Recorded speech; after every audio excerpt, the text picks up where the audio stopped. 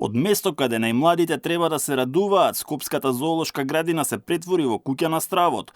Поугинатата слоница жирафа, монголските коњи, лемури, антилопи мистериозно угинаа и берберските овци. Во очекување на извештајот од надлежните, јавноста врие. Оти ова не е прв ваков или сличен случај. Во последните 3 години во зоолошката угинаа повеќе од 40 животни. Јавноста алармираше дека грижата за нив е несоодветна и бараше одговорност, но такво нешто досега не се случи. Истите се предпоставува дека се отруени од храна која е дадена на овие животни од страна на вработени во институцијата. Според информациите, храната не е дел од таблицата на исхрана која овие животни треба да конзумираат. Па од тука се поставува прашањето зошто е дадена оваа храна на животните и кој тоа го одобрил. 7 берберски овци угинале минатиот вторник, како и од што допрва ќе се утврдува преку обдукција.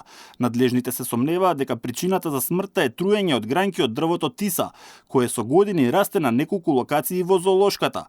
Тврда дека животните не биле болни и имало соодветна грижа за нив. Животните беа во добра состојба пред инцидентот, но откако вработените ги забележа угинати, веднаш беа повикани стручни лица од факултетот за ветеринарна медицина и инспектор од Агенцијата за храна и ветеринарство.